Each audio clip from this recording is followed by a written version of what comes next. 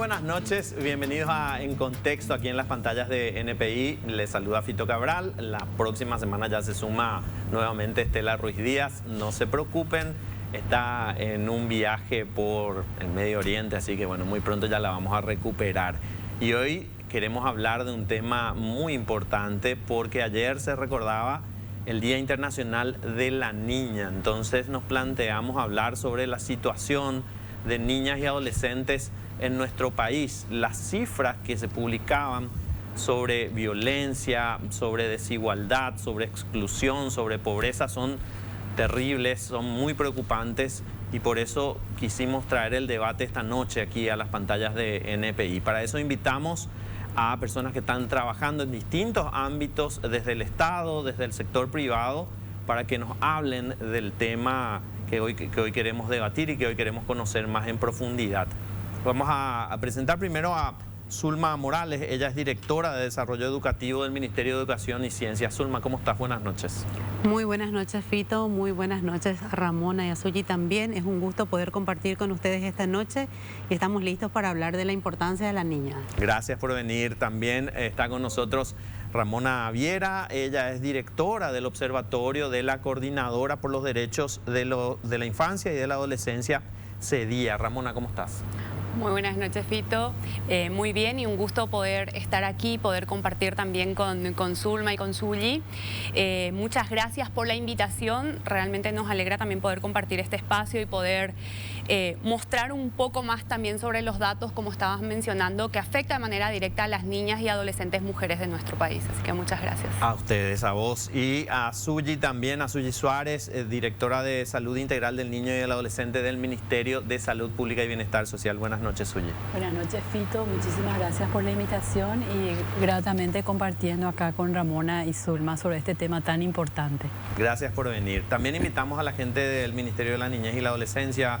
Lamentablemente no pudimos contar con ellos esta noche, pero vamos a hablar y a debatir sobre las cifras, sobre la situación de niñas y adolescentes, sobre la cuestión cultural del machismo que hay que poner siempre sobre la mesa, porque si no, no tiene sentido y no tiene ningún contexto la discusión. Pero antes de hablar de eso, recibía un material del CEDIA respecto a cifras muy importantes sobre la población, la demografía, la situación de salud, de educación. ¿Cuál es la población actual de niñas y adolescentes en nuestro país? ¿Y qué porcentaje representan de la población total? Sí, actualmente 34% de la población de niñas, niños, adolescentes, de toda la población en realidad de Paraguay, el 34% son niñas, niños, adolescentes, de los cuales el 49% son niñas y adolescentes mujeres y que también está muy marcado por una situación de pobreza en el cual otra vez afecta a un 37,8% y obviamente cuando hablamos de situación de pobreza estamos hablando de la falta de acceso a muchos servicios, del acceso a derechos básicos de salud, de educación, de protección y todo lo que puede conllevar estar en una situación de pobreza, ¿verdad? Y bueno, y ahí también podemos ver todos los índices que hay de desprotección en casos de abuso, como ya mencionabas, en acceso a educación, de cuántas niñas y adolescentes mujeres están fuera del sistema educativo actualmente. Entonces, lo que buscamos también con esta hoja de datos, que le llamamos especial del 11 de octubre, en conmemoración al Día de la Niña, es buscar evidenciar estos datos de demografía, sobre prevención, sobre educación, salud, que visualiza un poco cuál es la situación en la cual qué están atravesando en estos momentos, si bien afecta también de manera diferenciada, dependiendo si viven en zonas rurales, zonas urbanas, sí. También afecta de manera indígenas. Si es poblaciones indígenas, si son niñas o si son niños, si son personas adultas o si son niñas, niños, adolescentes. Entonces, sí buscábamos con esto evidenciar un poco cómo afecta de manera más directa a las niñas y adolescentes mujeres. Y en cuanto a educación, Zulma, ¿cómo están las niñas y adolescentes? Bueno, nosotros en educación realmente hay un número que a veces asusta y es bastante alarmante. Por ejemplo, comentar que en el 2021, 22.608 personas que son niños y adolescentes, en su mayoría mujeres,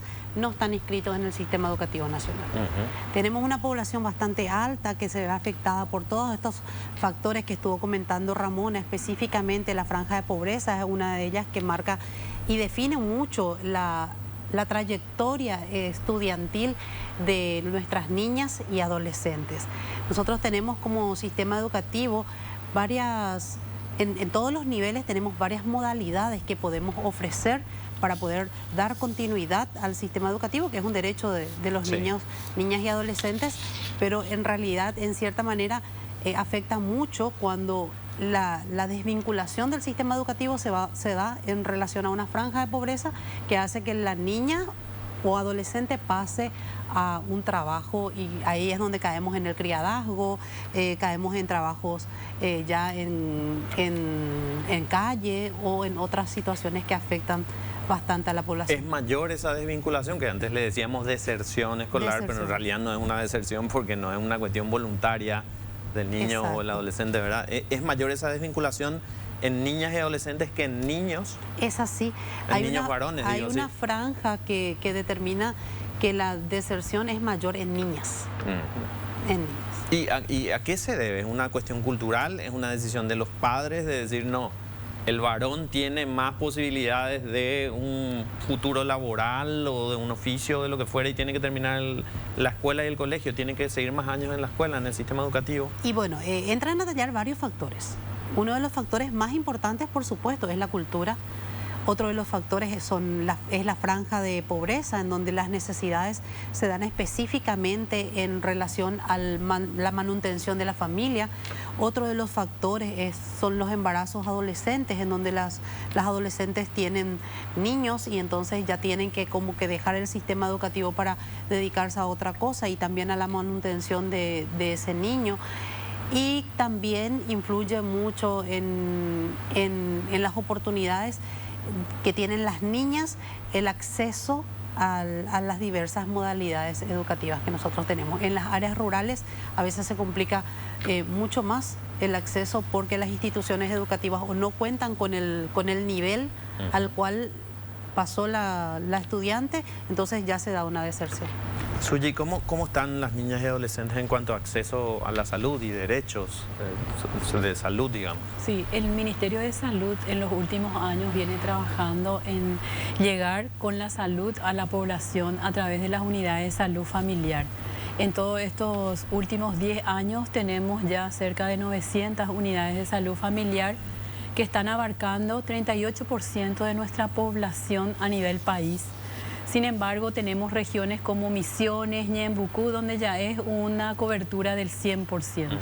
Entonces, el trabajo fundamental es trabajar con las familias y sobre todo lo que nosotros le denominamos es por curso de vida, es decir, desde el mismo momento del embarazo, es hacer que esa familia con el futuro niño pueda tener ese acceso durante toda la trayectoria del niño, después la etapa escolar y la adolescencia.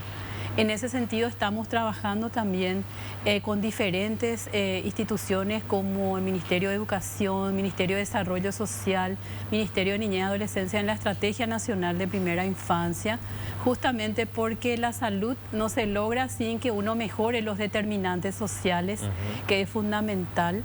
Y en ese sentido nosotros tenemos como dos picos. Uno es el recién nacido, donde tenemos el 60% de la mortalidad infantil, y el otro es cuando llega a la adolescencia, porque anteriormente nuestro enfoque era ahí materno-infantil y después al adulto, y como que quedaba sin acceso o sin continuidad a la atención. Entonces nos encontramos hoy que los adolescentes fallecen en su mayoría por accidentes de tránsito, sobre todo moto, o quedan con discapacidad, que puede ser una discapacidad leve, moderada o severa. Tenemos también como segunda causa de causas externas lo que es el suicidio, y esto sucede más en varones, ¿verdad? Entonces también el acceso a la salud, ¿verdad? Un poco se da más a las niñas y a las mujeres que a los varones. O sea, los varones es también una forma de que al sentirse sanos no acuden a nuestros servicios de salud. Entonces, nosotros desde hace varios años es una política que viene trabajando, a pesar de los cambios de ministros, ¿verdad? Sigue la política de poder trabajar con los consultorios donde son servicios integrales de atención al adolescente, que lo que se busca es, y ahí encontramos que el 70% son niñas y adolescentes. Entonces estaba muy enfocado en la atención del embarazo y ahora lo que bajamos desde la primera infancia es la prevención, ¿verdad? Que eso nosotros como país tenemos una ley que es del buen trato y de la crianza y de la protección, porque se ve que la violencia se origina dentro del seno familiar. Entonces nosotros tenemos que trabajar con las familias, porque muchas veces es algo que ya es generacional. O sea, eso pasó conmigo, pasó con mis abuelos. Entonces hay que ir rompiendo. El domingo estuvieron invitados a un programa aquí en NPI, al programa Legalmente Hablando, 2 jueces de paz. Una presidenta de los jueces de paz y un juez de paz del Departamento Central. Y las cifras que daban ellos eran espeluznantes en cuanto a violencia doméstica, violencia familiar. 27.000 casos en el año 2021 y más de 20.000 casos en lo que va del año 2022. Y el juez de paz que hablaba nos decía, la violencia, la fuente de la violencia está en el hogar, está en la casa, la fuente de la violencia que se vive. Y es un círculo y un ciclo que hay que romper, y la única forma de romper ese ciclo de violencia es con educación. Y lo decía un juez de paz, y era muy gráfico al decir, el hombre paraguayo cree que la mujer es su propiedad y le dice y le trata verbalmente diciéndole, ¿por qué te vas tan arreglada? Seguro que te vas para verle a otro hombre. Y un montón de cuestiones que él graficaba y que vivían permanentemente con las denuncias que recibían. Entonces, cuando él decía, la única forma de romper el ciclo de violencia es la educación, terminado el programa, yo le preguntaba, está bien, ustedes están haciendo algunos programas de educación, sí, desde los juzgados de paz vamos y trabajamos en los colegios. Y entonces yo decía, bueno, ¿y qué hace el Ministerio de Educación respecto al tema de violencia? Bueno, el Ministerio de Educación hoy tiene varios planteamientos para poder trabajar con los estudiantes, ¿no? Nosotros tenemos políticas y lineamientos bien establecidos dentro de la malla curricular que hoy están vigentes a través de una priorización curricular que es la que iniciamos en el 2020 con la pandemia y fuimos avanzando con esto, en donde damos enfoque directo a esa igualdad entre el hombre y la mujer. Es lo que nosotros estamos trabajando desde el Ministerio de Educación y Ciencias. Hoy está bastante cuestionado, ¿verdad?, el término. Nosotros nos remitimos directamente a un enfoque de derechos basado en la Constitución Nacional, en un enfoque de derecho igualitario, así como lo promulga la Carta Magna, respetando las normativas y, por supuesto, respetando la patria potestad de las familias. Lo que buscamos es que nuestros niños crezcan en valores y crezcan con ese conocimiento de equidad entre el hombre y la mujer, para que este tipo de violencia y esta cadena, por decirlo así, como decía, generacional, como decía la doctora, se corte. Nosotros necesitamos que nuestros pequeños inicien conociendo cuáles son sus obligaciones, cuáles son sus responsabilidades y por sobre todo los valores y el respeto hacia las demás personas. Y sus derechos, ¿verdad? Y sus derechos, por supuesto.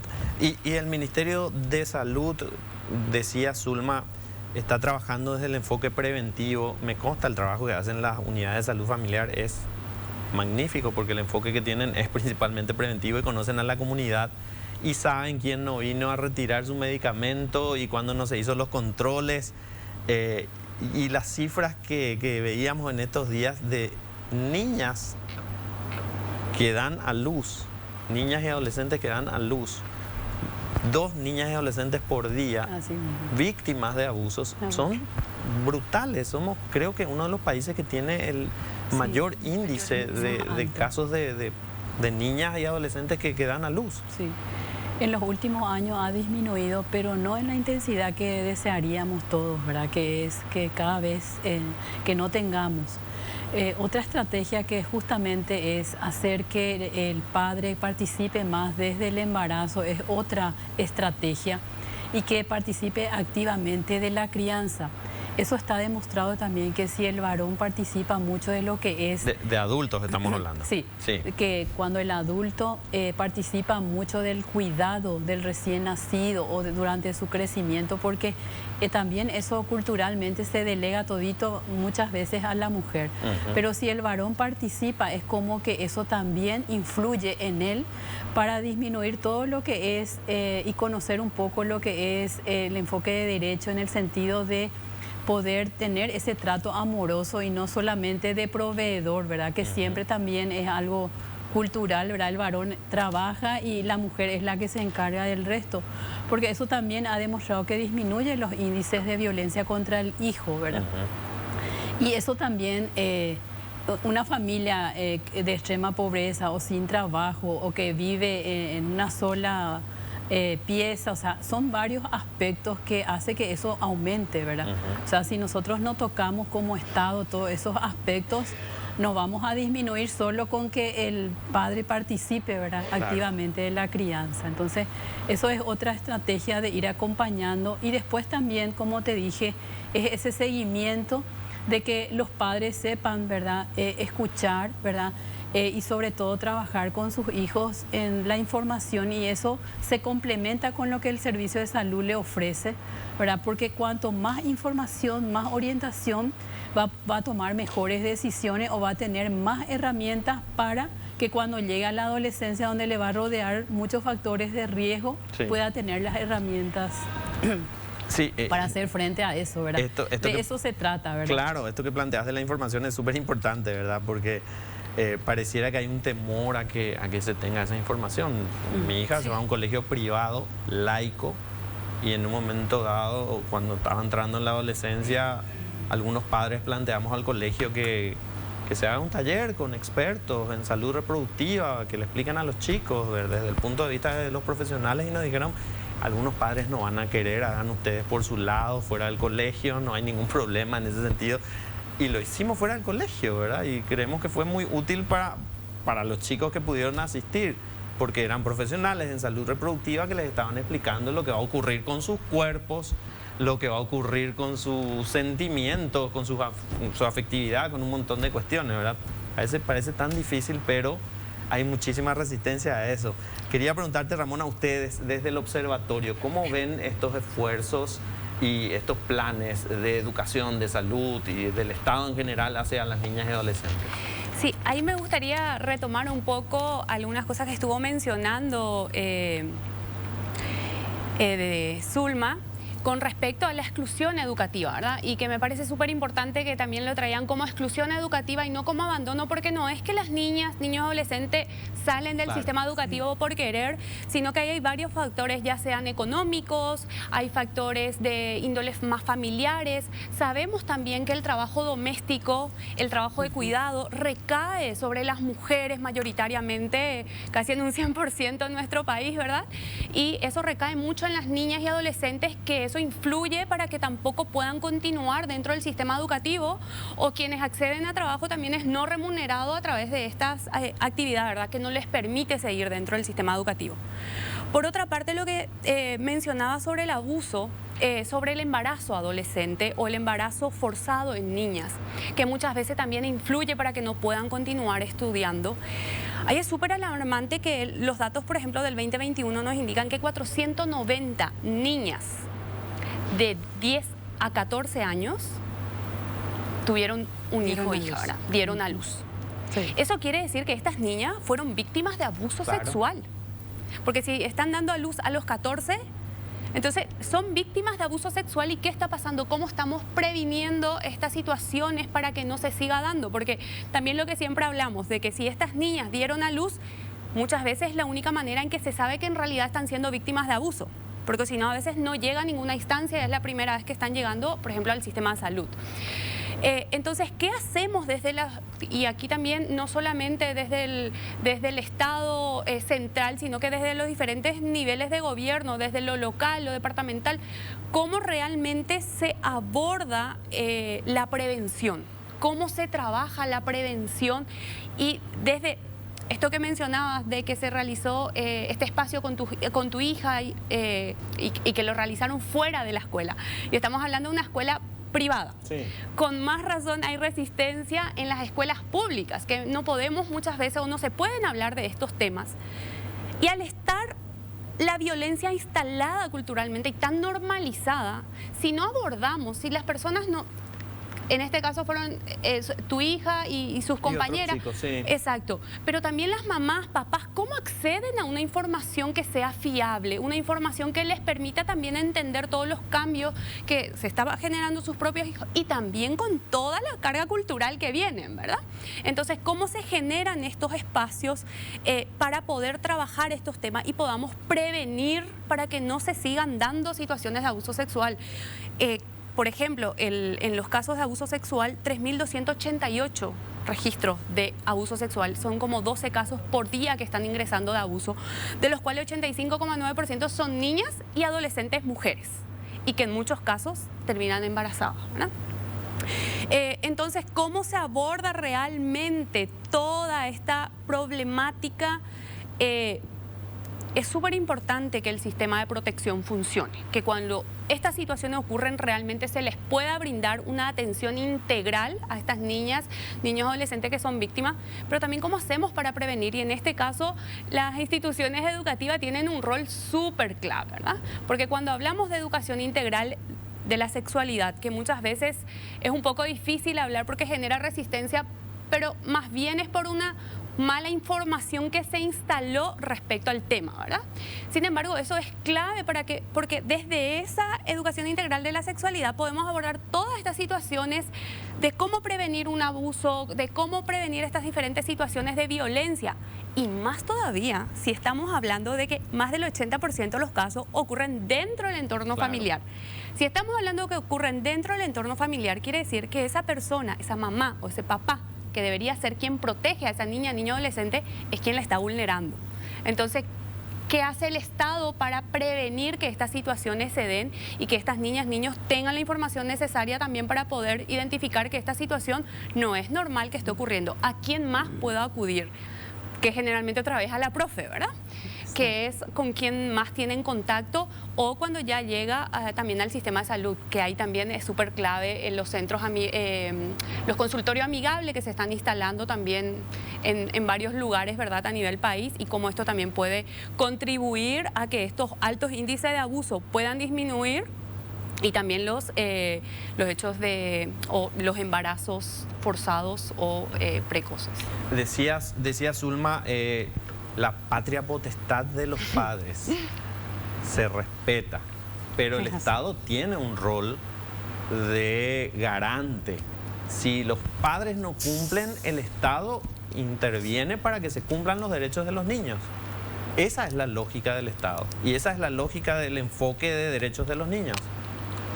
Sí, bueno, nosotros ciertamente desde la propuesta curricular sí tratamos los temas, no los desarrollamos en relación a la sensibilidad del día de hoy, que es la ideología de género. Nosotros, dentro del sistema educativo, en el currículum específicamente, existen capacidades que desarrollan temas del conocimiento hacia la sexualidad, no así la inducción u orientación sexual. De hecho, permitime decir, Fito, que es un tema bastante difícil, sensible en este momento. Nosotros estamos como profesionales comprometidos con el Estado, pero más comprometidos con esta población de estudiantes a las cuales nosotros respondemos, celosos de que podamos seguir ofertando una calidad educativa. El Ministerio de Educación y Ciencias no tiene la intención de sobrepasar la patria potestad de los padres, tiene la intención de generar mejores espacios y calidad de aprendizaje. Lo que buscamos es poder generar presupuesto para el logro del desarrollo de estas capacidades y estas habilidades. Nuestros niños tienen que conocer. Nosotros como ministerio hoy contamos con varias metodologías de prevención de abuso sexual en niños. Por ejemplo, tenemos una guía Actualmente tenemos en puerta un proyecto que son con los muñecos sexuados, que ya habíamos implementado en el año 2016, tuvo un impacto bastante favorable dentro de la población estudiantil, que hoy lo vamos a volver a replicar.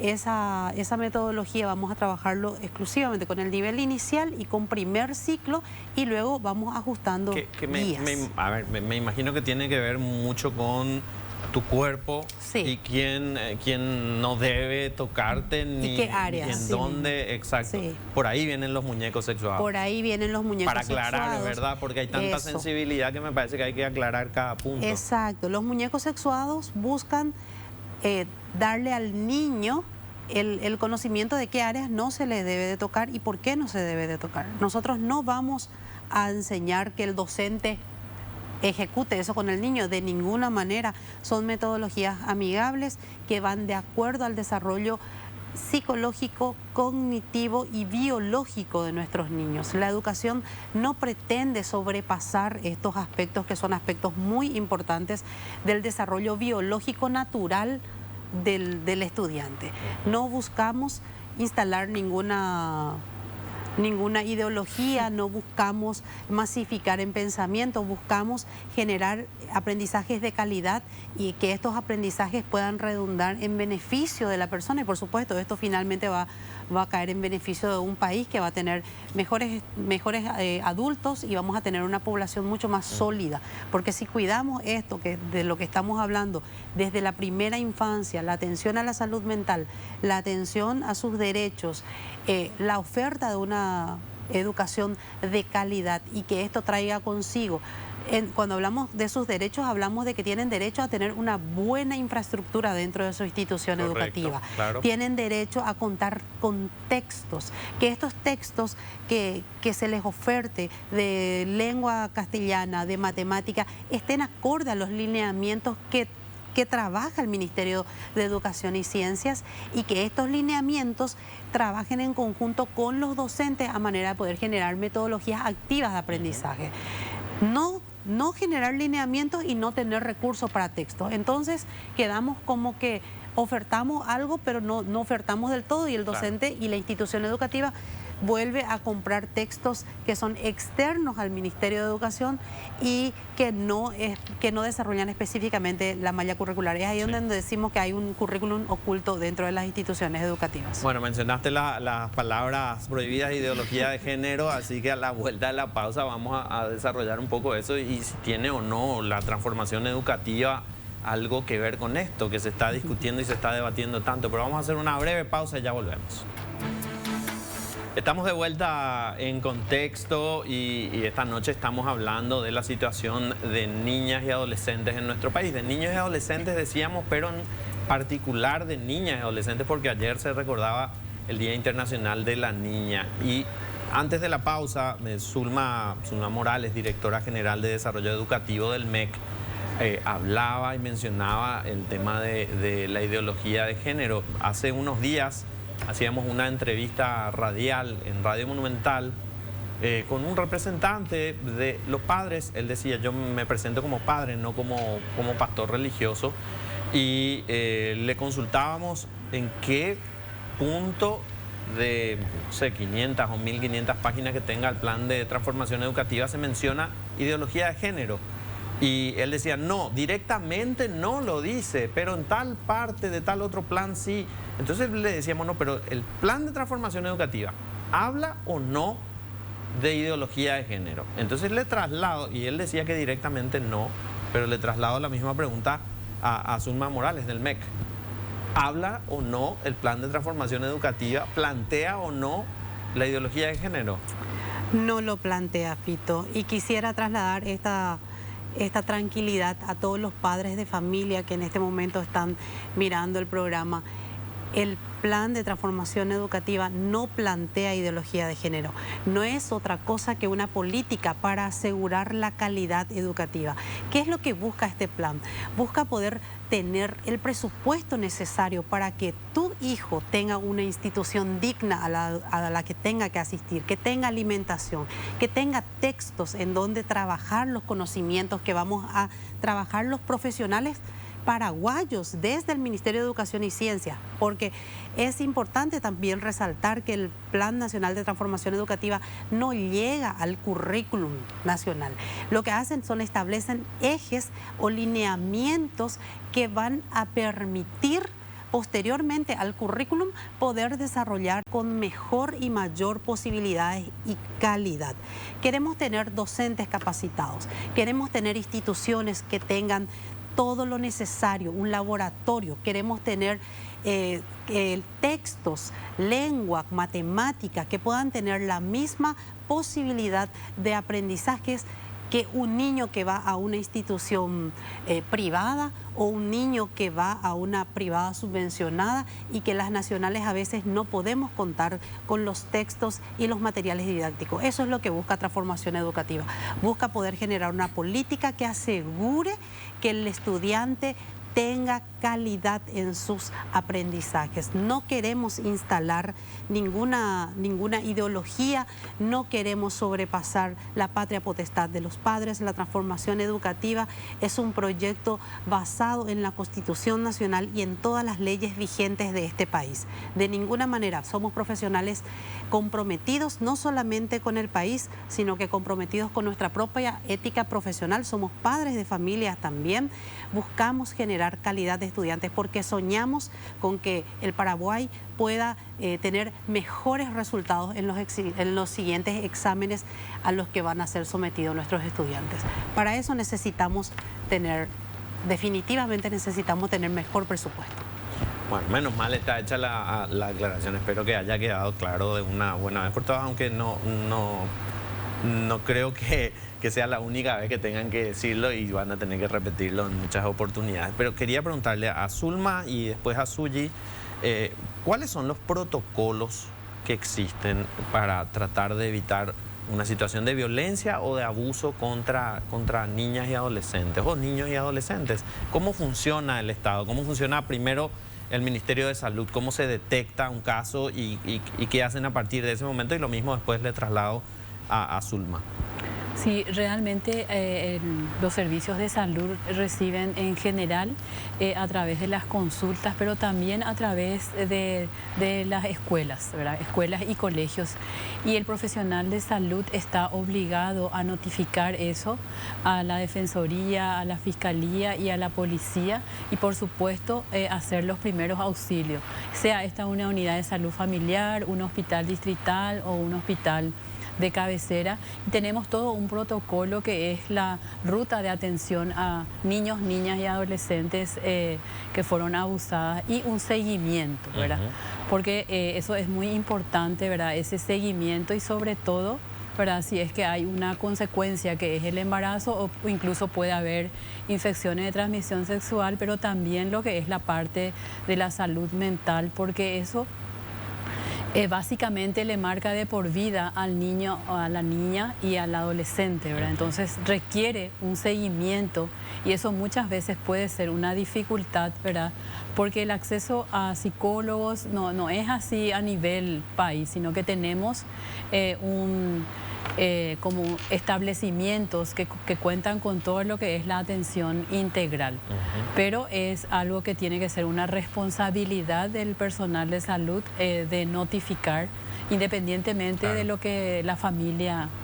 Pero quiero ir un poquito más en profundidad, en el sentido de decir, es muy delicado, es demasiado delicado poder hacer una entrevista con un niño o con una niña víctima de un abuso o de violencia doméstica, porque quien la llevó al sanatorio, al hospital, al centro de salud, a la unidad de salud familiar, probablemente sea su papá o su mamá o algún familiar directo que conoce de la situación y que en algunos casos trata de ocultarla. O sea, ¿cómo detecta el personal de salud las señales de un niño o niña víctima de este tipo de flagelos? Y realmente es por el comportamiento, ¿verdad? En cada etapa de su vida el niño tiene unos comportamientos, y generalmente, sobre todo el maltrato, se ve por las lesiones, ¿verdad? Se indaga, y entonces ya hay pequeñas dudas que el profesional va viendo, sobre todo cuando hay maltrato físico, ¿verdad? Pero sobre todo es la conducta, tanto de una niña, niño o adolescente, sobre sobre todo que es abusada es el silencio, ¿verdad? Entonces eso es muy llamativo y sobre todo es, a veces tienen temor y se respeta mucho el que no quiere ser revisado, ¿verdad? Entonces eso llama la atención y entonces se va, cuando uno tiene una sospecha enseguida ese niño, niña o adolescente queda en observación y se moviliza todo lo que es las demás instituciones. Y más todavía si se va constatando, eso siempre se hace un trabajo con una psicóloga, con un trabajador social, como para que se pueda... ¿Y hay un cuestionario al adulto? En el sentido de decir, bueno, a ver, el niño tiene algunos rasgos de probablemente ser víctima y a partir de allí hago una entrevista con el adulto que lo trajo. Así mismo. Para ver si hay alguna incoherencia, alguna contradicción. Así se pregunta qué pasó hoy, qué pasó ayer, qué pasó antes de ayer, qué pasó hace una semana, entonces como para ir buscando un poco, ¿verdad?, los motivos, ¿verdad? ¿Y en el MEC cómo funciona ese protocolo? Bueno, nosotros tenemos una guía de intervención que hemos capacitado y es una guía que hoy también está en un proceso de revisión y ajuste. Una guía que se trabajó en el año 2012. Hoy tenemos leyes y normativas vigentes que se han actualizado, entonces necesitamos ajustarnos. Con el hecho que pasamos a nivel país hace poquito, entonces con eso volvió a tomar fuerza la implementación y la aplicación de esa ruta de intervención que es tan importante para que el docente conozca, como también así toda la institución educativa pueda manejar cuáles son los procesos que se dan a través después de la detección.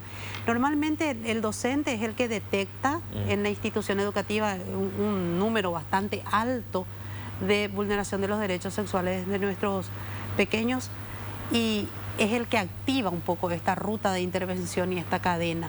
Es ahí en donde inicia un trabajo colaborativo bastante importante entre todas las partes que hoy también estamos en esta mesa, en donde nos apoyamos y nos complementamos para poder generar mayores posibilidades de contención a ese estudiante. Desde el Ministerio de Educación y Ciencias nosotros contamos con una guía de prevención, como también así del acoso o bullying, que se trabaja mucho dentro de las instituciones, que hoy también es un tema bastante reconocido y bastante sonado entre los niños. Tenemos metodologías de enseñanza. Tenemos la metodología de los muñecos sexuados, que son unos muñecos que no hacen otra cosa que no sea la prevención y que le va a enseñar al niño a través de un semáforo en donde se le pudiera tocar y en donde no infringe ningún otro aspecto que no sea la de prevención dentro del sistema educativo. Trabajamos con los docentes. ¿Hay indicadores que los docentes detectan cuando ven que hay un niño con alguna situación de violencia? Sí, nosotros tenemos elaborado hoy en plataforma de Paraguay Aprende, tenemos elaborado más de 100 materiales en donde organizamos las sintomatologías que presentan los estudiantes en aula. Y a través de una línea en donde organizamos la sintomatología, en la siguiente le damos las alternativas al docente de cuáles son los pasos a seguir, tanto a docentes como a la familia también. Y también los números a los cuales recurrir en caso de una sospecha o en caso de detección de algún abuso o de alguna vulneración. Entonces, tenemos guías que están por edades, a los que nosotros denominamos ciclos o niveles educativos, y que hacen seguimiento y responden a esas necesidades urgentes. Decía Suyi, un niño o niña víctima de violencia tiene una marca de por vida. ¿Ustedes hacen un seguimiento de eso dentro del CEDIA? ¿Tienen algún estudio al respecto? Sí, con respecto a las situaciones de violencia en general y de abuso en particular, obviamente eso tiene secuelas muy fuertes en las niñas, niños y adolescentes que son víctimas. Y para el abordaje de esto es clave que realmente sea integral a través de un equipo interdisciplinario. Un poco lo que decían, desde estas situaciones de suicidio que estuvimos escuchando y viendo los números tan altos que se dieron últimamente, que en muchos casos, tengo entendido que 45 eran niñas y adolescentes mujeres y de total de 99 casos de suicidio, ¿verdad? Entonces, ¿qué está pasando también ahí? ¿Qué lleva a estas niñas y niños y adolescentes a acudir o a terminar, digamos, sus vidas a través de un suicidio? Y otra realidad de nuestro país que el acceso a la salud mental es muy escasa. Muy pocos hospitales cuentan con atención en salud mental, y en las instituciones educativas, que no es un abordaje clínico, pero sí igual de acompañamiento dentro del entorno educativo, con lo cual se podría trabajar muchas situaciones prevenir en realidad que se den muchas situaciones, abordando desde las instituciones educativas, no se puede dar porque no se cuenta con la inversión requerida, ¿verdad? Le escuchaba a Zulma mencionar el abordaje más preventivo que se va a tener a través de estos muñecos que se va a estar trabajando en primera infancia y en primer ciclo, tengo entendido. Sin embargo, para el próximo año la atención a primera infancia baja más del 45%, y eso debería estar aumentando. En presupuesto para el siguiente año. ¿Hay un recorte del 45%? Hay un recorte que debería aumentar en realidad, y hay un recorte enorme. Entonces, en vez de que las niñas, niños sigan accediendo, porque de por sí el porcentaje de niñas y niños que acceden a prejardín y jardín es bajísimo. Sin embargo, este año hay muchísimos profesionales que están trabajando y que van a ser descontratados para el siguiente año porque no se garantiza la inversión requerida para que se dé continuidad a lo que ya está, y para que también se pueda incorporar más profesionales y que se puedan habilitar más prejardines y jardines, ¿verdad? Entonces, claro, ¿cómo hacemos para abordar también todo esto? Entiendo que hay un gran interés de continuar esto, pero si desde el Estado no se garantiza la inversión, ¿cómo hacen desde las instituciones educativas para dar continuidad a esto, verdad? Porque le quiero preguntar a Zulma, porque bueno, no sé si es tu área, Zulma, sí, son cosas muy específicas, ¿verdad? Pero ¿este es un presupuesto o este recorte en primera infancia fue planteado desde el Ejecutivo o es un recorte que se plantea en el Congreso? Porque no sé todavía. Bueno, en realidad el programa llega a su término, ¿no? En cuanto al alcance que tenía con el presupuesto. Es ahí, Fito, en donde vuelvo a insistir. Por eso es que Familia Paraguay necesitamos una transformación educativa que pueda garantizar que ese fondo pueda seguir, para que podamos seguir potenciando la primera infancia, para que podamos seguir contando con profesionales del área de salud mental. La pandemia nos desnudó un montón de falencias dentro del sistema educativo, como también así nos desnudó un montón de falencias dentro de la sociedad civil en sí. Tenemos muchísimos casos de estudiantes que presentan desniveles socioemocionales, ¿verdad? Porque se generaron tantas cosas durante pandemia que hoy el estudiante, el único contexto seguro y el único lugar en donde se puede desarrollar ampliamente es en el sistema educativo. Se va al colegio, de su casa al colegio. Entonces, ¿dónde traslada todo esto? Traslada al colegio. Y es ahí en donde nosotros vemos la necesidad de poder seguir contando con estos profesionales. Desde el año 2020 hemos trabajado fuertemente con los psicólogos con los que cuenta el Ministerio de Educación y Ciencias. Hemos trabajado con talleres, hemos generado los materiales a los cuales hice referencia.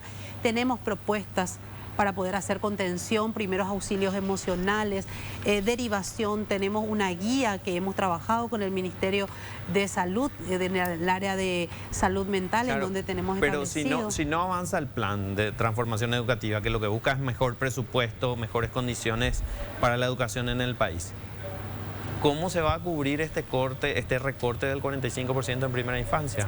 Bueno, te puedo comentar que nosotros hoy estamos liderados por el ministro Nicolás, que está haciendo un esfuerzo tremendo en poder seguir manteniendo y en poder buscar y generar recursos. El Estado tiene toda la voluntad de poder seguir acompañando, y se está buscando y se está trabajando a ver si en algún lado de algún presupuesto podemos estirar para poder seguir y seguir avanzando con primera infancia. Hasta hoy lo que tenemos es que el programa se acaba en el mes de diciembre y se dan estas condiciones, y yo estoy segura que vamos a buscar algunas alternativas, porque como ministerio nosotros tenemos toda la intención y estamos liderados por un ministro que tiene mucha fuerza en hacer valer los derechos de nuestros niños, y la primera infancia es un derecho fundamental. Nosotros nos comprometemos a seguir preguntando qué va a pasar con este 45% de recorte en el presupuesto de primera infancia. Y hablando no sé si de presupuesto, pero de capacidad del Ministerio de Salud Pública en cuanto al tema de salud mental. ¿Hay suficientes profesionales? ¿Cómo es el acceso para los servicios de salud mental para la población en general y en especial para niños y adolescentes? ¿Mencionabas algo? Sí, nosotros también desde el Ministerio de Salud se está trabajando intensamente, ¿verdad?, desde la Dirección de Salud Mental, para tener una ley de salud mental, y eso está en el Congreso, ¿verdad? Ahora está en la Cámara ya de Diputados. Porque las condiciones, ¿verdad?, no son las mismas que hace 2 años. Así mismo. La vida no es la misma y que hace 2 años. Nosotros tenemos consecuencias que vamos a ver, que estamos viendo ahora, ¿verdad?, que son los aumentos de los casos de ansiedad, de depresión, de pánico, sobre todo en adolescentes, pero esto tiene su repercusión a largo plazo también. Por eso es que el Ministerio de Salud está enfocado en mejorar las condiciones y ofrecer, ¿verdad?, esa atención o ese servicio.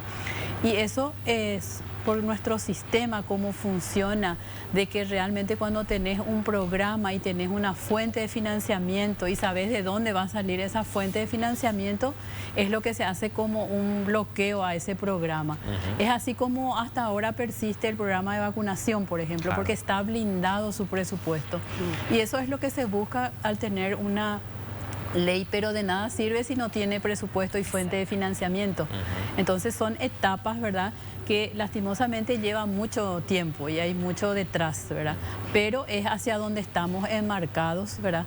Porque necesitamos llegar a la población y siempre decimos en la prevención, porque eso es lo que buscamos, ¿verdad? No es diagnosticar enfermedades mentales, sino que es llegar antes. Y ahí tenemos un trabajo súper importante también con lo que es las horas de sueño, la actividad física, hablando de adolescentes, ¿verdad?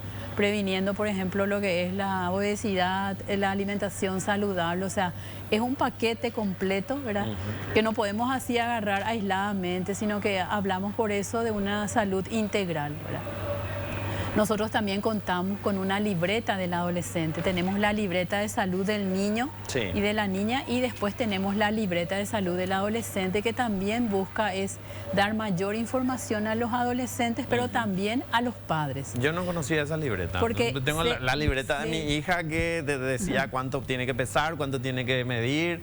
Sí, pero hay una para el adolescente. El hecho de ser padres no hace que nosotros sepamos todo, ¿verdad? Vale, y nosotros tenemos que conocer, y muchas veces necesitamos estudiar al respecto, leer al respecto, para poder realmente establecer esa comunicación, porque hoy en día también el acceso a todo lo que tiene que ver con las redes, si los padres son muy permisivos o no hay así ciertas reglas, o demasiado temprano se empieza con los teléfonos celulares, ellos tienen acceso a la información. Entonces, ¿dónde es el mejor lugar? Es que a través de los padres o de la escuela o del servicio de salud puedan recibir la información real, porque Internet te abre un montón de lugares, te lleva a lugares que a veces no son los adecuados de acuerdo a la edad. Entonces, eso también ahí decimos, ¿verdad? Ese control parental se tiene que ejercer, ¿verdad? O sea, son diferentes aspectos que hace que nuestros niños y adolescentes actualmente estén expuestos a muchísimo más que antes. Por supuesto. Parece una coincidencia, pero para hablar del Día Internacional de la Niña vinieron 3 mujeres de distintos ámbitos, desde la base desde el Ministerio de Salud, el Ministerio de Educación, de una organización como CEDIA. Y les quería preguntar a ustedes, fuera del espacio o de la institución a la que representan, ¿cómo viven el machismo en nuestro país? A título personal, no les planteo esto como instituciones o como representantes de instituciones. No sé, Ramona, si querés empezar. Bueno, creo que es un tema como bastante amplio, porque realmente las mujeres vivimos violencia básicamente todos los días. al salir en la calle estamos expuestas a muchísimas situaciones.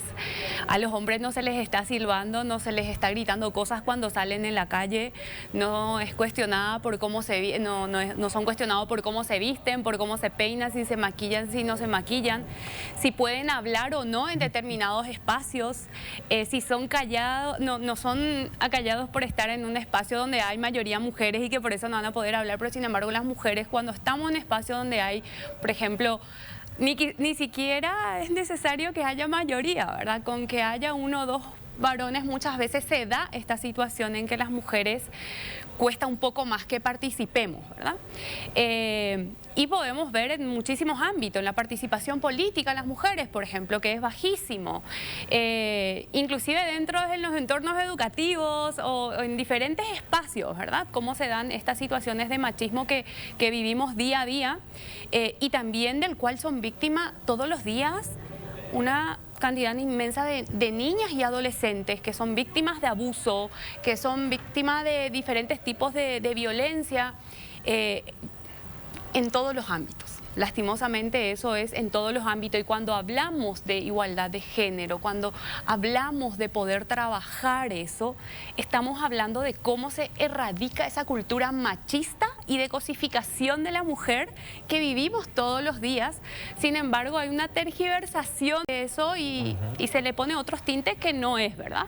Y en realidad cuando hablamos de buscar la igualdad de género es que podamos trabajar todos estos temas en los diferentes ámbitos y que realmente las mujeres no sigamos siendo objetos, que no sigamos siendo víctimas de violencia todos los días en los diferentes ámbitos. Y ojalá realmente esto se instale y podamos hablar en diferentes espacios y que realmente podamos avanzar en este cambio cultural que necesitamos, porque es una cuestión cultural muy, muy fuerte, para que no sigamos siendo, y en especial las niñas y adolescentes, y todas las mujeres no sigamos siendo víctimas de todo lo que genera el machismo que está tan fuerte en nuestro país.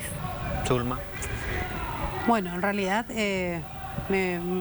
pienso que hoy la cultura paraguaya todavía tiene mucho que desarrollar en cuanto a respeto. Personalmente me tocó una persona que me dijo una vez: en esta mesa de trabajo va a estar complicado poder llegar a un consenso porque son todas mujeres.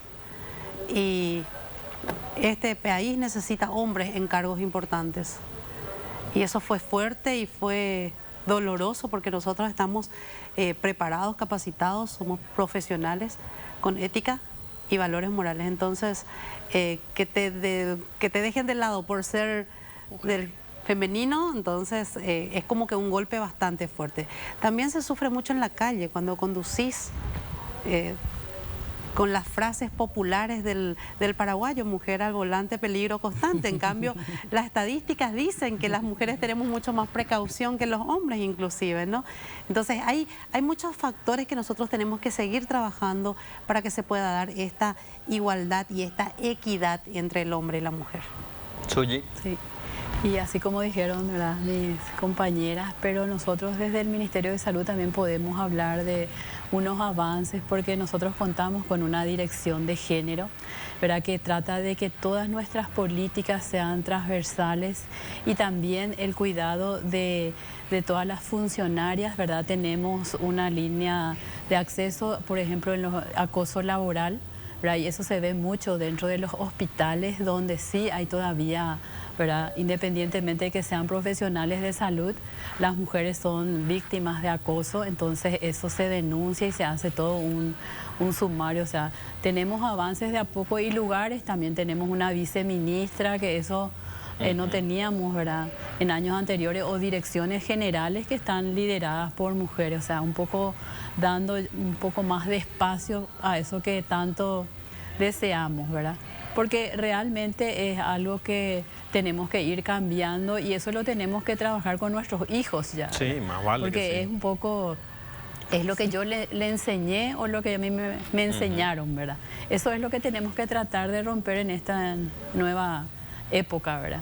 Gracias Suyi, gracias Zulma, gracias Ramona por estar acá esta noche para para hablar de este tema que es tan importante sobre la situación de niñas y adolescentes en nuestro país. Y quería también decir que es una inversión trabajar con niños y adolescentes. O sea, realmente el desarrollo de un país depende de cuánto uno invierte en los niños y adolescentes. Eso es lo que, ¿verdad? Se está dando, solamente que es muy lento, pero tenemos que seguir invirtiendo y trabajando como Estado en niños y adolescentes. Más vale que sí, en educación, en salud, en todo tipo de derechos.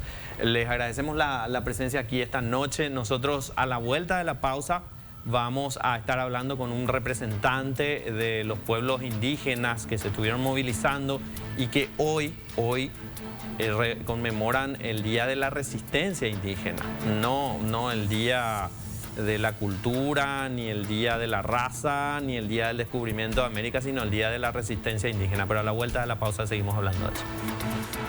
Estamos de vuelta aquí en Contexto y hoy, 12 de octubre, los pueblos nativos en nuestro país y en toda América recuerdan el Día de la Resistencia Indígena. Hubo una movilización hasta el día de hoy en nuestra ciudad capital. Representantes de 19 etnias estuvieron movilizados exigiendo al gobierno una serie de reivindicaciones que desde hace años reiteran y bueno, van y vienen sin tener un resultado, una respuesta concreta por parte del gobierno. Por eso esta noche invitamos a Dionisio Gómez, él es secretario de Tierra y Territorio de la Articulación Nacional Indígena, ANIVIT. Y uno de los lemas de esta movilización es: sin territorio no hay vida digna, sin tierra no hay vida digna para los pueblos indígenas. Dionisio, ¿cuál es la situación de la tierra de los pueblos indígenas hoy en Paraguay? Muy buenas noches, Fito, a toda la amable teleaudiencia, y muchas gracias por la invitación. Y realmente el año pasado y desde la articulación hace cuestiones de muy poco tiempo se organizó, digamos, en cuestiones de organizaciones indígenas a nivel nacional. UPWIB representa unas cuestiones, una serie de pedidos al gobierno nacional. Y Catojanguaisa, oye, revisar, tenéis tembiapo, oye, ya pon dentro de las ya SUP, departamento, distrito, hoy Japehuie, pueblos originarios, en este caso indígenas, representación de el año pasado ya por un año, 27 puntos de pedido. Jaroje saque de ahí por avance. Entonces ya esa JAPE, el 10 de octubre 2022, este año, a pesar de la necesidad de los pueblos indígenas, a pesar de la inclemencia del tiempo, de las lluvias inmenso que hubo en la capital del país, llegaron muchísimos hermanos indígenas. Y muchos de los hermanos no pudieron llegar por cuestiones de que muchos de las comunidades Doreco y Tapé, Doreco y Puente. Pero lo presenta ayer, jala y chiste, vean, el 12 de octubre, Fito y todas las audiencias, Rollo Topape, tenéis plaza público, que es la plaza Plaza Uruguaya, totalmente llaveado bajo candado de Catujá. Pero ¿y qué? Usted antes de ver Loño Monguetá con la Policía Nacional, eso de que hay Catujá, Janguaro puta en la vereda, lo armado la hora de Calpamí, sabiendo que iba a llegar muchos hermanos, entre ellos niños, como hace 400 mitad no sur. Pero ha habido una vez más la rojizaja es la discriminación hacia los pueblos indígenas.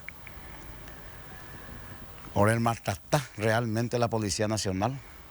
Ahora Yuima BP ni un momento de que hay violencia.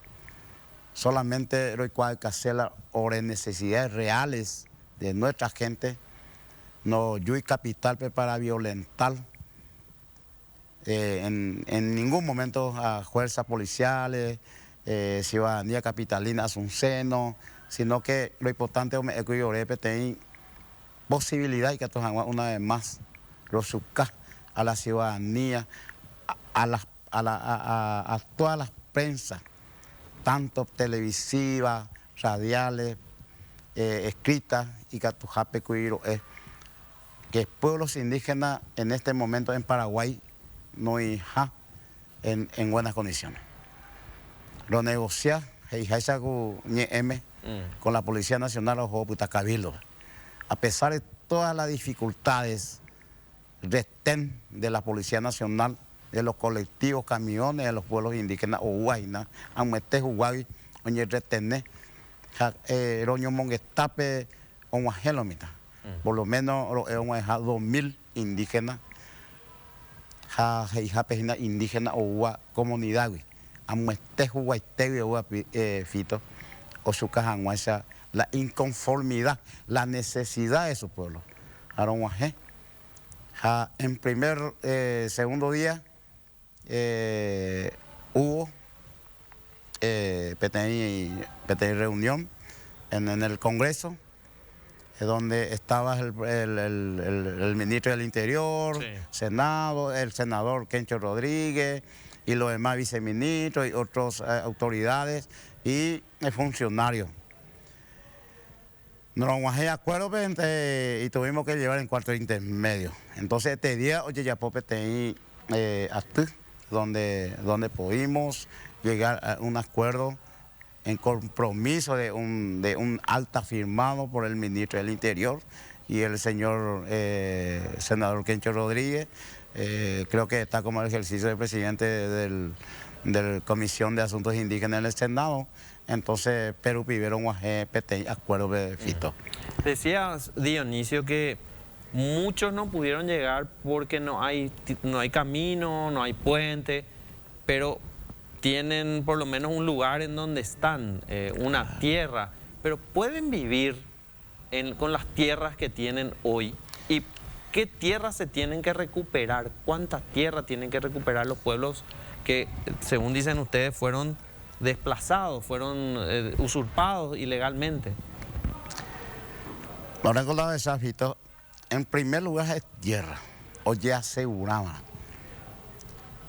PNP como periodista y medio de comunicaciones en todas las ciudades más importantes de nuestro país. Pejecháramos en cada ciudad, en cada cuadra, en cada semáforo, en tierra, en el terreno baldío, casa abandonado, en familia indígena. Jaupeaje dice o sufrir de todo tipo de atropellos en su derecho. Tanto, ya eso, sexualmente, explotado en toda forma de o sufría la o de familia indígena.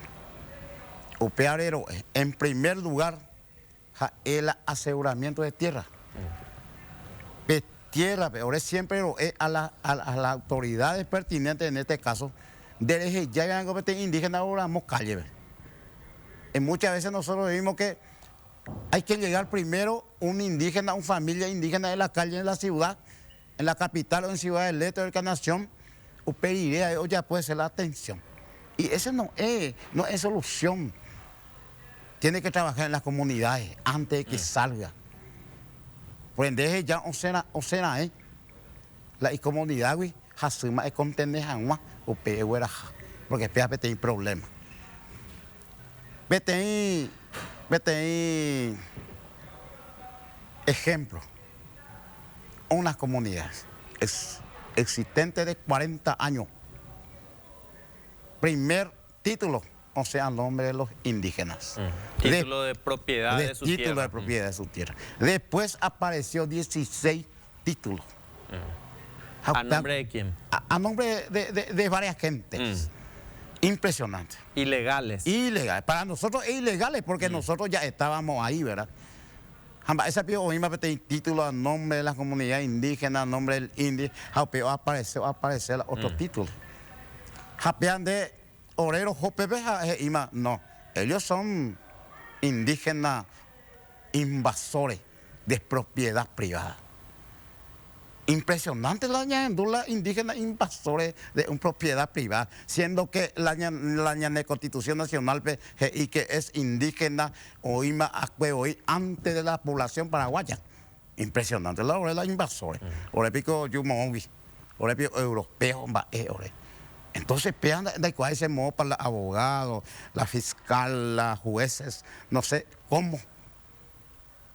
Esa palabra valer y leyes en este caso. Hoy en día tenemos gente imputada.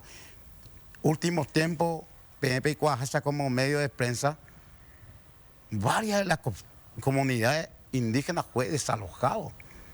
Y varios de sus miembros son imputados, encarcelados. Ahora mismo tenemos varios hermanos indígenas encarcelados en la cárcel. Impresionante. Ese pico indígena, pobre indígena, más desprotegido, más por él otra vez. Oye, mundo ya hay cárcel. De Catuini. Entonces, oré como dirigentes indígenas nacionales, orendas ir oyendo autos nombrados, sino oye nombrar en grandes asambleas de los pueblos indígenas. Había una serie de cosas, oye, revisadas, a disposición de la autoridad, siempre hoy apoyamos hoy sin cobrar un peso. Y que toman WhatsApp, Estado veoía, o cuajan WhatsApp. O peor ya reunión, pero. Sí, pero antes que me cuentes el resultado de la reunión, cuando hablaste del Estado, justamente, hablaste primero de la justicia y de la injusticia que sufren ustedes. Claro. Pero antes de hablar de la justicia, el INDI, que debería dar solución a los problemas de la comunidad indígena, que debería estar en las comunidades antes que ustedes lleguen aquí a la capital para pedir su derecho a la salud, a la educación. ¿Funciona o no funciona el INDI para ustedes? Bueno, el INDI es este instituto. Este instituto es mi instituto de rejoja, recortado. Pepe Obrero hemos tenido discriminación. ¿Por qué todas las instituciones, oía que a nivel del INDI, como secretaría, heredia? Claro, ministerio, viceministerio. Sí, ahora subió todo. La mayoría son ministerios. Al indio pues está Pepe. ¿Por qué va a ser un piu? Obrero, dos acusaciones la INDI. Podemos acusar también, ¿verdad? Por INDI tal vez no recuerda presupuesto, tendría que tener el presupuesto para atender unos 150 mil indígenas, 700, casi 800 comunidades indígenas. Pero, usted todos o todas, ministerios, municipalidades, gobernaciones, tiene un rubro que destinado para pueblos indígenas. Pero donde es municipalidad, gobernación, no, dejó una india. Dejó india, pero india. Najania indere capital indígena ahí. Dejó limpio, pero capital indígena. ¿Acaso oré de paraguayo? O sea, oré especial. ¿O qué es? Nosotros tenemos que tener nuestro hospital aparte, o nuestro, ya eso. Claro. O yo no puedo estar acá, o no sé qué onda hay. Somos paraguayos legítimos, somos originarios de este pueblo.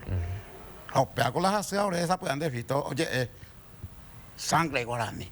Hoy cota ya las mundiales, sangre guaraní. La garra guaraní. La garra guaraní. A la mitad iré para no entendía, pero y fanático allá. Pero sin embargo, guaraní realmente, guaraní. Hoy casi vende y Cuando decías, Dionisio, y creo que todos estamos de acuerdo, los más pobres de los pobres son los pueblos indígenas, la población indígena. ¿Qué hay que hacer para que la población indígena salga de la pobreza? ¿Qué tiene que hacer el Estado paraguayo? ¿Dónde tiene que invertir el Estado paraguayo para que ustedes puedan salir de la pobreza? Y fácil. Hoy hay un plan nacional de los pueblos indígenas, un apoyo técnico indígena, propio indígena, durante 10 años. 10 años un apoyo. Plan Nacional de los Pueblos Indígenas. Y Pope. Mañana de semana. Cuaco indígena en Viapo. Ya fue hecho por los indígenas. Pepe Oreo ya hubiéramos. Estas más errores de propios indígenas. El plan nacional ya está ya eso es acordado. Sí, claro. Está en el Poder Ejecutivo, Legislativo, heredera. Lo que pasa es en nuestro país, se hay potasio y cupo. Ya no están y formar el sistema oguero. No puede ser que un 150.000 indígenas de Ipuasca y Estado paraguayo hasta ahora en Caazapá hay comunidad indígena 60 años hoy coja Pepe indígena 90 familias indígenas no les cuida electricidad tiene escuela pero no tiene electricidad a la educación el Ministerio de Educación es en por virtual coja el sistema en celular computadora pero ¿cómo vamos a hacer esa enseñanza? Yo creo que no da por forma ya pongan impresionante. Entonces, UPR representar hay propuesta de la articulación y Catonangua oye armar mesa de trabajo Pepe y Catonangua problema más prioritaria oye oye presentar oye va a poner ojo para 2023, a pesar de que estamos cerquita ya me Pepe sí. La época electoral, ya porque la época electoral, donde hay ya pone, por lo menos ya. Promesa, por lo menos. Entonces, 2023, 12 de octubre, o en Boelle, o allá la articulación, guaya, de 35 pedidos que presentamos hoy, por lo menos 10 tenemos que lograr. Entonces esta ya está 20. Y 2023, 2024, hacemos otros 10, entonces 10 más en Boyaya. 35 pedidos tenemos listos. ¿Y qué? Esta prioridad es la tierra, segundo la educación, la salud, hoy que ABI deporte. Ya por lo menos cojan hoy Paraguay o de sur se tepa ahí no potáis la los setereía y Pepe oye esa ahora yo copay ahora es la de deporte en este caso juventudes tanto hombres mujeres próximo año y llega mundial de juegos de pueblos indígenas y cosas en Brasil pero me anda y pues mando. Dionisio, tenemos 2 minutos y te agradezco muchísimo, en serio que hayas venido en representación de la organización a la que perteneces y a la que pertenecen todas las comunidades indígenas. Te quiero pedir que mirando a la cámara nos hables a nosotros como pueblo paraguayo para que nos digas qué tenemos que hacer para que se solucionen los problemas de los pueblos indígenas.